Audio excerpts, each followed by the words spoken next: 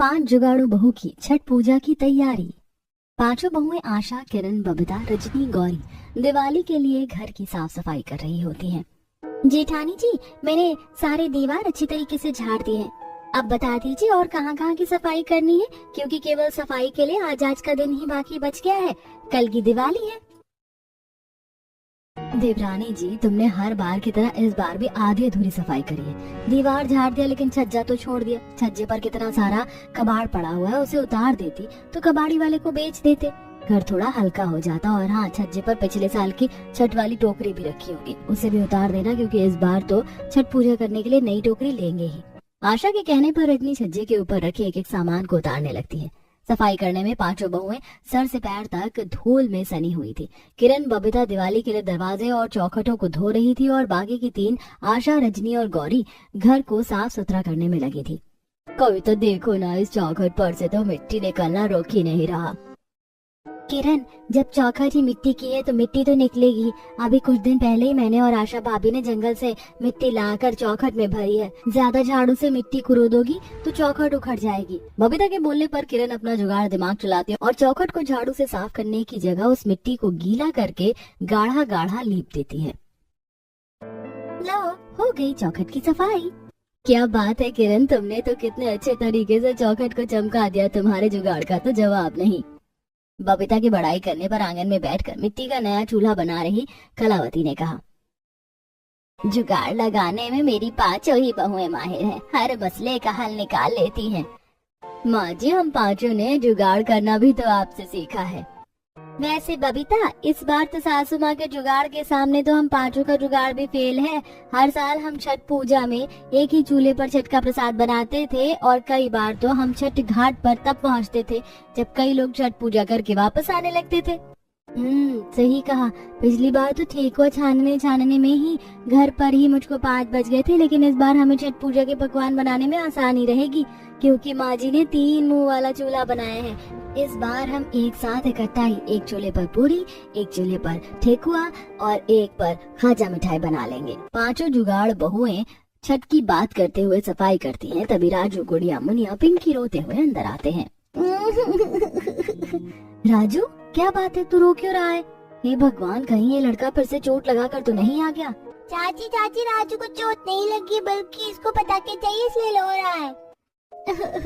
Mummy, सारे के सारे बच्चे पटाखे फोड़ रहे हैं और तुमने अभी तक मुझको पटाखे नहीं दिलवाए, और तुमने कहा था कि तुम दिवाली पर मुझको न्यू कपड़े भी दिलवाओगे और ये सारे छोटे पटाखे भी दिलवाओगी। राजू बेटा, मैंने बोला था कि मैं तुम्हें पटाखे दिलवाऊंगी, लेकिन अभी तुम्हारे पापा ने पैसे नहीं भेजे हैं। मम्मी, इस बार मैं भी दिवाली के लिए अलग से फ्रॉक लूंगी और छठ पूजा के लिए अलग से कपड़े लूंगी। पिछली बार तुमने मुझे दिवाली और छठ पूजा में एक ही कपड़े पहना दिए थे। अच्छा ठीक है, इस बार मैं अपनी प्यारी मुनिया को छठ पूजा और दिवाली में अलग अलग कपड़े खरीदूंगी। दिलासे भरे मन से चारों बच्चे दोबारा से खुशी खुशी खेलने चले जाते हैं, लेकिन इधर पांचों संकोच में पड़ गई। अभी तक हमारे पतियों ने पैसे नहीं भेजे, बच्चों को कपड़े, पटाखे, मिठाइयाँ कहाँ से दिलाएंगे? बहू, तुम पांचों अपने पतियों को फोन करो, कल की दिवाली गुजरने के बाद 6 दिन छठ के रह जाएंगे। किरण शहर में कमाने को गए अपने पति को फोन करती है। हेलो जी, मैं बोल रही हूँ किरण। अरे, तुम्हें कॉल करने का यही टाइम मिलता है क्या? अभी हम फैक्ट्री में हैं, रखो फोन।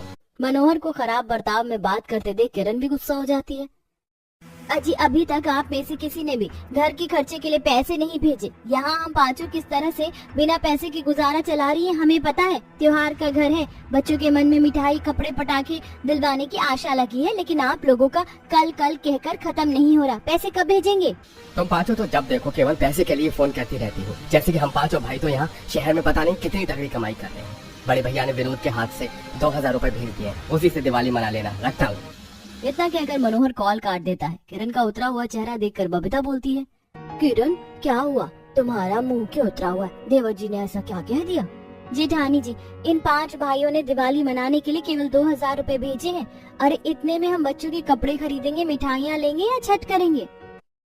सारी गलती हम पांचों बहू की है। ये पांचों भाई शहर से जितने भी कम पैसे भेजते हैं, हम उतने में ही इन्हें घर चलाकर दे देते हैं। इसीलिए इस बार इन्होंने दिवाली मनाने के लिए 2000 रुपए भेजे हैं। कम से कम इनको छठ दिवाली दोनों का मिलाकर 10,000 तो भेजना चाहिए थे। बिना पैसों की छठ कैसे होगा? अपने पतियों के शहर से पैसे ना भेजने के चलते पांचों बहू को इस बार कुछ भी जुगाड़ नहीं सूझता, जिसे देख कलावती दिलासा देती है। बहू अभी दिवाली तो गुजरने दो, छठ पूजा में तो 6 से 7 दिन पड़े, देखना क्या पता छठ पर्व के लिए बीच में थोड़े पैसे भिजवा देंगे। पांचों 2000 रुपए लेकर ही दिवाली का बाजार करने आती हैं, जहां छठ पूजा का सामान भी अभी से ही बिकना शुरू हो चुका था। कुछ औरतें बाजार में बैठकर बांस के दौड़ा सूप बेच रही थी, कहीं गन्ने तो वहीं एक लाइन से लगे ठेले पर बिकते फल फ्रूट की मिठास भरी महक बाजार में उठ रही थी। मम्मी मम्मी आंटी छठ पूजा की टोकरियाँ बेच रही है, आंटी से छठ पूजा की टोकरी खरीद लो ना। गुड़िया बेटा, अभी छठ पूजा का सामान खरीदने के लिए ज्यादा पैसे नहीं है, तुम्हें कपड़े भी तो दिलवाने हैं ना। वैसे आशा भाभी इस बार छठ पूजा का सामान कितना जल्दी मिलने लग गया। वैसे इस बार बाजार भी तो कितनी दूरी में लगा रखा है, अगर हमारे पास थोड़ी पैसे ज्यादा होते तो हम छठ पूजा का सामान अभी से खरीद कर लेते, पर इतने पैसे भी तो नहीं है हमारे पास। एक बार चलकर टोकरियों का रेट पूछकर पता कर लेते कितने की बिक रही है। पर जब हमारे पास टोकरी खरीदने के लिए पैसे नहीं तो रेट पूछ के करके करेंगे ही क्या। मगर दाम पूछने के थोड़ी ना पैसे लगते हैं। पांचों आकर छठ पूजा की टोकरी देखने लगती हैं। अम्मा, दौरा कितने का दिया? ये बड़ी वाली टोकरी तो 250 की है और ये छोटी वाली 100 रुपए की। छोटी वाली टोकरी में तो मुश्किल से थोड़े ही फल आ पाएंगे, और ये बड़ी वाली टोकरी भी 250 रुपए के हिसाब से काफी ज्यादा महंगी। बांस की टोकरी इतनी ज्यादा महंगी थोड़ी बिकती है, और वैसे भी एक बार छठ करने के बाद साल भर तक ये टोकरी रखी रह जाती है। छठ पूजा के दौरा का महंगा दाम देखकर पांचों बहू आगे बढ़ गई और केवल खील मिठाइयाँ और पकवान का शक्कर मैदा लेकर घर चली आई। 1000 रुपए में हमने बच्चों के कपड़े भी खरीद लिए और खील मिठाइयाँ भी ले ली। लेकिन बहू, लक्ष्मी गणेश जी की मूर्ति और दिए कहाँ हैं? माँ जी, हमने मूर्ति और दिए नहीं खरीदे। जब हमें दिए मूर्ति खुद बनाना आता है तो फालतू में पैसे क्यों लगाना। 1000 रुपए रहेगा तो छठ में काम आएगा। इसे कहते हैं सुकुशल गृहिणी। मेरी पांचों जुगाड़ू बहू है, जहाँ जरूरत हो वहीं पैसे लगाती हैं। इसी तरह से अगले दिन की दिवाली आती है तो अमीर पड़ोसन मालिनी मिठाई का डिब्बा लेकर आती है। कलावती, मेरी तरफ से तुमको तुम्हारे पांचों बहू को हैप्पी दिवाली। हैप्पी दिवाली आपको भी मालिनी बहन। बैठो, बहुएं पकवान बना रही है, खा कर जाना। अरे पकवान तो मेरी बहू ने भी बना रखे हैं, मगर मुझे तो तुम्हारी 5 बहू के हाथ का छठ का प्रसाद पसंद है। खास करके आशा बहू के हाथों का खस्ता ठेकुआ खाने में क्या स्वाद लगता है। मालिनी आंटी जी, आप चिंता मत कीजिए, हर साल की तरह इस बार भी थाली भर का ठेकुआ प्रसाद जाएगा। इस बार तो मैं और मेरी बहू भी आप लोगों के साथ छठ घाट पर चलेंगी। ये सुनकर पांचों संकोच से कलावती को देखने लगी, क्योंकि उनका छठ पूजा करना पतियों के शहर से पैसे भेजने पर निर्भर था। दिवाली खत्म होने के अगले दिन से लोगों ने छठ की खरीदारी शुरू कर दी। कोई गन्ने, कोई टोकरी सूप फल खरीद कर ला रहे थे। सभी लोग छठ का सामान खरीद कर ला रहे हैं। पता नहीं हमारे पति हमें कब पैसे भेजेंगे छठ व्रत करने के लिए। मुझे नहीं लगता कि हमारे पति लोग छठ पूजा करने के लिए इस साल पैसे भेजने वाले हैं। अब हम पांचों बहू को ही कोई जुगाड़ लगाना पड़ेगा। फिलहाल तो लकड़ी लेने जंगल चलते हैं, चूल्हा जलाने के लिए लकड़ी खत्म है। ईंधन जुटाने के लिए पांचों कुछ देर में जंगल आ गई, जहाँ काफी घने घने पेड़ लगे थे। ठंडी ठंडी हवा चल रही थी, ठंड के शुरू होने का पैगाम दे रही थी। ये सारे के सारे पत्ते तो ओस से गीले हैं। चूल्हा जलाने के लिए हमें सूखे पत्ते चाहिए। लगता है सूखे पत्ते बटोरने के लिए आज जंगल के अंदर घुसना पड़ेगा। लेकिन मैंने लकड़हारों को कहते सुना कि जंगल के घने भाग में काफी खूंखार जंगली जीव जमीनों में मान लगा कर रहते हैं। बबीता के ऐसा बोलने पर बाकी चारों बहुएं डर से सहम सी गईं। पर जेठानी जी, हमारे पास जंगल के अंदर से लकड़ी लाने के अलावा कोई चारा नहीं है। डरते डरते पांचों जंगल के घने हिस्सों में बढ़ गई। तभी उन्हें आते देखकर बड़े बड़े सींगों वाली नील गाय अंदर को भाग गई। कुछ हिरन झाड़ियों में छुप गए। देखा, हम इन जीव जंतु से डर रहे हैं और ये बेचारे हमसे खौफ खा रहे हैं। तभी एकदम से आशा के पैर के आगे एक पका हुआ शरीफा कहीं से गिरा। अरे ये तो शरीफा है, देखो ना कितने बढ़िया तरीके से पका हुआ है और कितनी मिठास भरी खुशबू आ रही है। लेकिन इस घने जंगल में ये फलों की वनस्पति आई कहाँ से? तभी गौरी ऊपर देखती है, जो कि काफी बड़ा सा शरीफा का पेड़ था और काफी सारी गिलहरी डाल पर बैठकर शरीफा काट काट कर गिरा रही थी। बड़ी मंजली छोटी जेठानी जी, देखिए इस पेड़ से ऊपर से तो कितने सारे पके पके से शरीफा फल लग रहे हैं। हाँ, और शरीफा फल तो हमारे छठ पूजा में भी चढ़ावा, इसे तोड़ लेते हैं। रजनी ने हाथ से पेड़ की डाली लचक कर सारे के सारे शरीफा फल तोड़कर टोकरी में रख लिया। तब गौरी ने कहा, जेठानी जी, जब जंगल के इतने घने हिस्से में एक फल का पेड़ हो सकता है तो हो सकता है कि थोड़े और फल मिल जाए तो हमारे छठ के फलों का जुगाड़ बिना खरीदे ही हो जाए। गौरी की बात पर बाकी चारों ने सहमति जताई और जंगल के अलग अलग भाग में बट गई। जहाँ किरण बबीता ने नारियल और केले और संतरे का पेड़ देखा। क्या बात है, इन पेड़ों पर तो गुच्छों में नारियल और केले लगे हुए हैं। इससे तो हमारा छठ का त्योहार भी बन जाएगा और हम थोड़े फलों को बेचकर पैसे भी कमा लेंगे। मगर ये नारियल केले तो सबसे ऊंची वाली टहनी पर लगे, इसे तोड़ेंगे कैसे? बबीता फलों को तोड़ने के लिए इधर उधर देखने लगी और उसको बहुत ही दूरी में बांस का झमाट सा पेड़ दिखा जिसमें ऊंचे ऊंचे बांस उग रखे थे। उसने उसमें से एक डंडे को तोड़ा और टहनी को छाल छील कर बांस के ऊपर वाले छोर पर बांधकर औजार बना दिया। बन गया फल तोड़ने का जुगाड़ औजार। बबीता ने उस औजार को लफा कर पेड़ पर लगे सारे नारियल केले तोड़ लिए। तब तक बाकी तीनों बहुएं पान के पत्ते और खजूर के पत्ते काट कर ले आई। देखो, हमें जंगल के दूसरे भाग में पान के पत्ते मिले। छठ पूजा में पान का पत्ता भी तो लगता है, इसीलिए हमने ढक्का भर के तोड़ लिए। जेठानी जी, वैसे भी छठ पूजा में तो एक पान का पत्ता 10 रुपए का मिलता है। पान के पत्ते बेचकर थोड़े पैसे जमा हो जाएंगे तो पकवान का सामान भी ला सकेंगे। मगर गौरी जेठानी जी, आपने खजूर के पत्ते किस लिए उजाड़ दिए? अरे, मैंने ये खजूर के पत्ते झाड़ू बनाने के लिए लिया है। छठ पूजा में घर की सफाई खजूर वाले झाड़ू से करी जाती है। जंगल से छठ पूजा का नारियल, केला, शरीफा, फल, पान के पत्ते, खजूर के पत्ते लेकर पांचों बहुएं अपने गरीब घर में आ गई। वहीं पड़ोस में छठ व्रत करने वाली बाकी बहुएं उनको हीन भावना से देखती हैं। हाय हाय, किसके खेत बगीचे से डाका डाल कर आ रही हो तुम? तुम्हें क्या लगता है तुम ये चोरी का फलार चढ़ाकर छठी मैया को प्रसन्न कर लोगी? उपासना की नीचा दिखाने पर चारों बड़ी बहुएं बेशब्द सी खड़ी रह गईं। तभी पांचवी बहू किरण ने सुनाते हुए कहा, उपासना, छठी मैया ने तुम्हारे घर को अन्न धन से भर रखा है तो इसका अहंकार मत करो। और छठी मैया हमारे घर के हालातों को देख रही है। हम पूरी श्रद्धा और मनसा से व्रत कर रही हैं। हमें तुम्हारी तरफ दिखावा करने की आवश्यकता नहीं है। किरण की बातों के आगे उपासना का मुंह जम गया। तब पांचों छठ व्रत में लगने के लिए थोड़े फल, पान, पत्ता, नारियल, केले रखकर बाकी बेचने के लिए बाजार में ले आई, जहां उनके बाल बच्चे लोगों को आवाज लगाकर बुला रहे थे। छठ पूजा के लिए फल ले लो, सबसे सस्ते, सबसे मीठे, स्वादिष्ट फल ले लो। आंटी आंटी, हमारी मम्मी से फल खरीद लो प्लीज, ताकि हम भी छठ पूजा मना सके। छोटी सी मुनिया की आंखों में छठ पूजा होने की आस लगी देख उस महिला को मोह आ गया।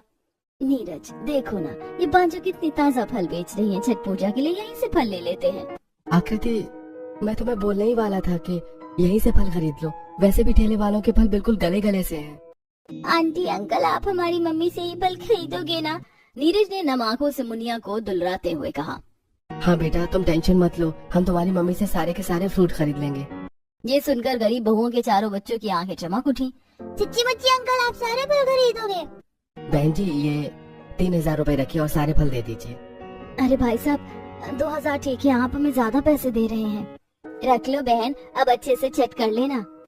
मम्मी, अब तो तुम छठ पूजा में पकवान भी बनाओगी ना?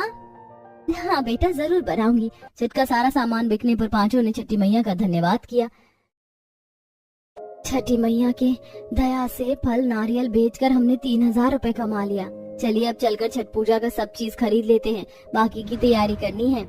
लेकिन अभी तो छठ पर्व में 4-5 दिन है, क्यों ना इन पैसों से हम छठ की खाजा ठेकुआ बनाकर बेचे? क्योंकि आजकल ज्यादातर छठ व्रत करने वाले लोग चूल्हे पर प्रसाद नहीं बनाते बल्कि खरीद कर चढ़ाते हैं। और हलवाई तो इन दिनों में ठेकुआ, खाजा, मिठाई बहुत ही महंगे दाम में बेचकर मुनाफा कमाते हैं। अगर हम उनसे थोड़ी सस्ते में बनाकर बेचेंगे तो लोग खरीदेंगे। और ठेकुआ खाजा के अलावा हम बांस की टोकरी सूप बनाकर भी बेचेंगे।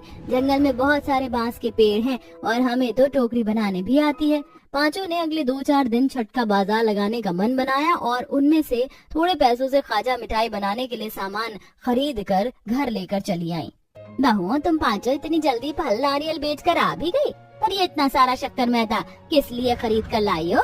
माँ जी, ये शक्कर मैदा हम खाजा मिठाई बनाने के लिए खरीद कर लाई हैं। छठ पूजा में ये व्यंजन बाजार में काफी ज्यादा बिकते हैं, इसीलिए थोड़े और पैसों का जुगाड़ हो जाएगा तो हम पांचों बहू छठ पूजा की अलग अलग टोकरी बनाकर छठ पूजा कर पाएंगे। छठी मैया तुम पांचों की मनसा को सफल करें। बाकी खाजा मिठाई तो मुझको भी बनाने आता है, मैं भी तुम सबका साथ बंटवा दूंगी। वैसे कल नहाई खाई करने के लिए तुम कच्चा चावल और लौकी लेकर आई हो? माँ जी, डिब्बे में मुट्ठी भर कच्चा चावल लगा हुआ है, उतने में हम खाने लायक भात बन जाएगा। बाकी हमने लौकी तो ली ही नहीं, बिना लौकी के कैसे सब्जी बनाएंगे? और अब तो बाजार भी लगभग उठ गया होगा। बिना लौकी के नहाए खाए करने को लेके पांचों बहू परेशान हो गई। तभी मुनिया बोलती है, मम्मी, ताई जी, चाची, आप लोगों ने हमारी झोपड़ी की छत पर भी तो कितनी सब्जियों की खेती कर रखी है, उसी में से सब्जी तोड़कर बना लेना, पैसे भी बच जाएंगे। मुनिया के आइडिया देने पर गौरी के जुगाड़ू दिमाग की बत्ती जल उठती है। मैं तो भूल ही गई थी कि हम पांचों बहुओं ने छत पर भी तो बेल वाली सब्जियों की खेती उगा रखी है। अभी 1 हफ्ते पहले ही मैंने लौकी के बेल में छोटे छोटे सब्जी के फूल पकड़ते देखा था। अंजलि बहू, फिर तो अभी तक लौकी फर गई होगी। अभी तो रात हो रही है, सुबह देख लेना, एक बड़ी लौकी भी निकल जाएगी तो तुम पांचों के नहाए खाए की सब्जी का जुगाड़ हो जाएगा। थोड़ी देर में सब खाना खाकर जल्दी सो गई। अगली सुबह नहाए खाए के लिए पांचों जुगाड़ बहू तड़के सुबह जाग गई और किरण लकड़ी की सीढ़ी झोपड़ी की छप्पर पर लगाकर ऊपर चढ़ती है, जहाँ खूब सारी कच्ची कच्ची ताजी ताजी लौकी उगी हुई थी। क्या बात है, इस बार तो हमारे छप्पर पर हर साल से भी ज्यादा लौकी निकली है और कितनी बड़ी बड़ी लौकी हुई है। छठी मैया की महिमा अपरंपार है। किरण सारी लौकी को तोड़ लेती है। बहुओं, जाओ जाकर तुम पांचों नदी पर से नहा कर आ जाओ, तब तक मैं तुम्हारे लिए लौकी और कच्चे चावल का भात बना कर रखती हूँ। पांचों जुगाड़ू बहुएं नहाने के लिए नदी पर आकर नहाती हैं। ये नदी का पानी अभी से बर्फ जितना ठंडा लग रहा है। पता नहीं छठ पूजा वाले दिन इतनी देर ठंडे पानी में कैसे खड़े होंगे। तभी नदी में नहाते नहाते एकदम से किरण के पैरों में कुछ जड़ सा फंसता है। लगता है पानी के अंदर किसी चीज की जड़ है। मेरे पैरों में किसी जड़ ने जकड़ लिया है। कहीं पानी के अंदर कोई सांप ना हो, मैं देखती हूँ। डरते डरते गौरी ने नदी के अंदर डुबकी लगाकर देखा, जहाँ पानी के अंदर सिंघाड़े ही सिंघाड़े उगे हुए थे। गौरी ने पानी के अंदर से सिंघाड़े तोड़े। ये देखो, इस नदी के अंदर तो खूब सारा सिंघाड़ा उगा हुआ है। पता है, छठ के बाजार में तो सबसे महंगा सिंघाड़ा बिक रहा है। चलो इसे तोड़ लेते हैं। पांचों बहुएं सारे के सारे सिंघाड़े फल को तोड़ लेती हैं, पर नहाने के बाद जंगल से बहुत सारी पतली पतली बांस की टहनी तोड़कर काट कर घर लेकर आती है, जहाँ पांचों मिलकर छठ पूजा के लिए बांस की बड़ी बड़ी टोकरी बनाती हैं और नहा खाकर सुबह से ही छठ के बाजार में टोकरी बेचती हैं। छठ पूजा की टोकरी ले लो, छठ पूजा की टोकरी। बहन जी, छठ पूजा की टोकरी खरीद लीजिए, सिर्फ और सिर्फ 100 रुपए में। क्या बात है, तुम तो 100 रुपए में छठ पूजा की बहुत ही मजबूत, टिकाऊ और बड़ी बड़ी टोकरियां बेच रही हो। बाकी सारे तो 250 से नीचे की टोकरी नहीं बेच रहे हैं। बहन जी, ये टोकरी हमने अपने हाथों से बीन कर बनाई है। आपको कितनी टोकरी चाहिए? मेरे परिवार में तो जोड़ा छठ पूजा होती है और छठ पूजा करने वाली 5 औरतें हैं, तो ऐसा करो तुम 10 टोकरी निकाल दो।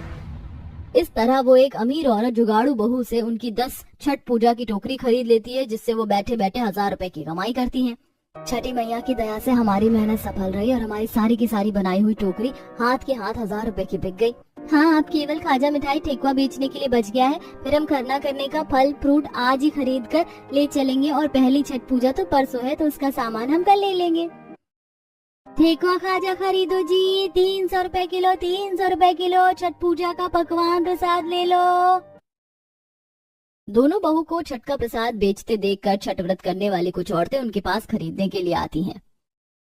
अरे अंजना जी, वो देखो वहाँ पर छठ पूजा का बना बनाया पकवान बेच रही है। चलो चलकर वहीं से खरीद लेते हैं, बनाने का झंझट नहीं रहेगा। अरे मुझको तो चूल्हे के आगे ज्यादा देर बैठा भी नहीं जाता, वरना पहले तो मैं छठ पूजा के सारे पकवान अकेले जान लेती थी। पर बहू वाली होने के बावजूद भी छठ में चढ़ाने के लिए पकवान बने हुए लेने पड़ रहे हैं। दोनों औरतें छठ का पकवान बेच रही किरण गौरी के पास आती है। अरे क्या भाव दिया है खाजा मिठाई और ठेकुआ? आंटी जी, 300 रुपए किलो है, आज ही बनाया है। अरे तुम तो बड़े सस्ते खाजा मिठाई बेच रही हो। पता है बहन, कल ही मैंने अपने बेटे को हलवाई के पास रेट पता करने के लिए भेजा था, तो 1000 रुपए किलो बेच रहे ठेकुआ। आंटी जी, कितना करना है प्रसाद? मुझको तो पड़ोस में भी प्रसाद बांटना होता है, तो 5 किलो ठेकुआ खाजा तो लग जाएगा, तुम कर दो। सस्ते में छठ पूजा के व्यंजन बेचकर भी दोनों बहुएं अच्छी कमाई करती हैं। छठ का बना बनाया प्रसाद खरीदने के लिए व्रत करने वालों की भीड़ लग जाती है। सब कुछ बिकने के बाद पांचों जुगाड़ू बहू खरना करने के लिए फल और खीर बनाने के लिए गुड़ चावल खरीद कर घर लाती हैं और अगले दिन छठ व्रत भूखी रहकर बाजार में सामान बेचती हैं। रजनी और आशा पूरे श्रद्धा भरे मन से खरना के लिए गुड़ वाली खीर और रोटी बनाती हैं। किरण, गौरी, बबीता, खरना का प्रसाद तैयार हो गया है, तुम जल्दी से आंगन लीप लो, क्योंकि खरना हम यहीं पर करेंगे। प्रसाद परोसने के लिए केले के पत्ते भी तो लगेंगे, हम तो वो ला ही नहीं है। अरे बहू, किसी और के यहाँ से केले के पत्ते लाने की क्या आवश्यकता है? हमारे आंगन में जब इतना बड़ा केले का पत्ता है। कलावती ऐसा कहते हुए अपने आंगन में लगे केले के पत्ते काट कर देती है, जिस पर आशा रजनी गुड़ वाली खीर रोटी और फलाहार रखती हैं, जिसके बाद पांचों बहुएं एक साथ मन में मुराद मांगती हैं। हे छठी मैया, मैं सच्चे मन से आपका व्रत रखूंगी। मेरी एक ही मनसा है माँ, बस छठ में ये पांचों भाई घर आ जाते हैं, उनके बिना घर सुना है। ये छठी मैया, सुना है जो पूरी निष्ठा से तुम्हारी छठ पूजा करता है, तुम उनकी चौखट पर चल कर आती हो। मैया मैं अर्जी करती हूँ, मेरे घर की निर्धनता दूर करो माँ। तब पांचों ने हाथ जोड़कर छठी मैया का नाम लेके खरना का प्रसाद खाकर व्रत किया। इसी तरह पहली छठ पूजा का दिन आ गया। सुबह से ही छठी व्रत करने वाले का घर द्वार धुलने लगा। कुछ घरों के अंदर में घी में बनने वाले ठेकुआ पूरी की खुशबू पूरे मोहल्ले में फैल गई। मुझको तो मीठी मीठी ठेकुआ की खुशबू आ रही, लगता है किसी के घर में ठेकुआ बन रहा है। चलो रोहन भैया, हम भी चलकर मम्मी से छठ पूजा के पकवान बनाने के लिए कहते हैं। चारों बच्चे अंदर आते हैं, जहाँ पांचों जुगाड़ू बहुएं छठ का प्रसाद बनाने में लगी थी। बड़ी जेठानी देखी ठेकुआ बनाने के लिए इतना सारा सूजी मैदा ठीक रहेगा ना? गौरी, इतने सूजी मैदा में तो हमारे परिवार के लिए ठेकुआ पूरा नहीं पड़ेगा। आस पड़ोस वालों को भी तो छठ का प्रसाद बांटना होगा। सारा मैदा ले लो, घी ज्यादा डालना ताकि ठेकुआ खस्ता बनेगा। हम तो से पूछे बरतिया, ए बरतिया से कीन का लागे जी, करेली छठ बरतिया से उनका लागी जी, करेली छठ बरतिया से उनका लागी। पांचों जुगाड़ू बहुएं 36 घंटे का छठ व्रत भूखे रहते हुए पूरी पकवान बनाती हैं। आशा भाभी, मुझे तो यकीन ही नहीं हो रहा कि इस साल हमारे घर में छठ हो रहा है। रजनी, 2-4 दिन पहले तक तो हमारे हाथ में एक फूटी कौड़ी भी नहीं थी। ये छठी मैया की महिमा है जो हमारे घर में छठ मन रहा है। वैसे छठ घाट तो हमें 3-4 बजे से चलना है। क्यों ना आज भी थोड़ी देर बाजार लगा ले और पैसे जुड़ जाएंगे तो कोसी भर पाएंगे। गौरी सबको फलों से सिंदूर बनाकर बेचने का सुझाव, जो कि चारू को भी जच जाता है। अब सब जंगल आती हैं। इस जंगल में तो कितने सारे गुड़हल के फूल खिल रहे हैं, चलो इसे तोड़ लेते हैं। यहाँ पर गेंदे के भी बहुत सारे फूल खिल रहे हैं, इससे हम माला बनाकर बेच सकते हैं। पता, दिवाली और छठ के बाजार में माला 50-50 रुपए की एक बिकती है। गुड़हल गेंदे के फूल तोड़ते हुए आशा की नजर पत्तों पर जाती है। देखो, पेड़ों के सारे पुराने पत्ते झड़कर कितने सुंदर कचनार जैसे नए पत्ते निकले हैं। क्यों ना हम इस बार पत्तों की साड़ी पहने छठ मनाएं? हाँ, वैसे भी छठ के त्योहार के चलते बाजार में एक साड़ी 2000 रुपए की बिक रही है। पांचों ने ढेर सारे चौड़े पत्ते, फूल, कलियों को भी तोड़ लिया और घर आ गई। बहुओं, तुम ये सब पत्ते किस लिए तोड़ के लाई हो? माँ जी, हमारे पास छठ पूजा में पहनने के लिए नई साड़ी नहीं है ना, इसीलिए हमने सोचा पत्तों की साड़ी पर छठ कर लेंगे। आज और कल की तो बात है। तुम पांचों जो छठ का व्रत भूखी रहकर भी इतना कर रही हो, मैं छठी मैया का कोटि कोटि धन्यवाद करती जो उन्होंने मुझे तुम जैसी बहुएं दी। मैं तो पांचों के लिए साड़ी बना देती हूँ। कलावती उसी वक्त से साड़ी बनाने में लग गई। वहीं किरण, गौरी गेंदे के फूल गूंथकर बड़ी बड़ी मालाएं बनाती है और बाकी तीनों बहुएं फूलों को पीसकर उसमें हल्दी मिलाकर शुद्ध छठ का सिंदूर बनाती हैं और बेचने के लिए बाजार में आ जाती हैं। छठ पूजा का सिंदूर ले लो, शुद्ध फूलों हल्दी से बना सिंदूर ले लो। क्या तुमने ये सिंदूर फूलों से बनाया है? वैसे खुशबू तो बड़ी अच्छी आ रही है। कितने की है एक डिब्बी? बहन जी, एक डिब्बी सिंदूर आपको 50 रुपए की पड़ेगी, क्योंकि इसे बनाने में काफी मेहनत लगती है। अरे 50 रुपए कोई ज्यादा थोड़ी है, बाकियों की तुलना में तुम सस्ता सिंदूर बेच रही हो, मुझे 4 दे दो। उस महिला ने खुशी खुशी बिना मोल भाव किए सिंदूर खरीद लिया। वहीं गेंदे के ताजे ताजे फूलों की माला खरीदने के लिए बाकी श्रद्धालुओं ने खूब भीड़ जमाई। देखते देखते दोपहर के 2 बज गए, हमें पता भी नहीं चला। अब हमें घर भी चलना चाहिए। तैयार होने और दौरा सजाने में भी तो वक्त लगेगा। पांचों बहुएं बिना वक्त जाया किए घर आकर दौरा सजाते और पत्तों की साड़ी पहनकर घाट निकलने को तैयार हो रही होती है। तभी सबके पति आ गए, जिन्हें देख बहुओं की खुशी से आंखें नम हो गई। अजी, आ गए आप लोग? तुम्हें क्या लगा हम नहीं आएंगे? लाओ, दौरा हमारे सिर पर उठवा दो। पांचों ने अपने पति के सर पर छठ की टोकरी रख दी और सब खुशी से घाट पर जाकर छठ पूजा करती है और धूमधाम से छठ की रात कोसी भरती है। सबसे ज्यादा रौनक उनके आंगन में जलते छठ के दियों में जगमगा रही थी।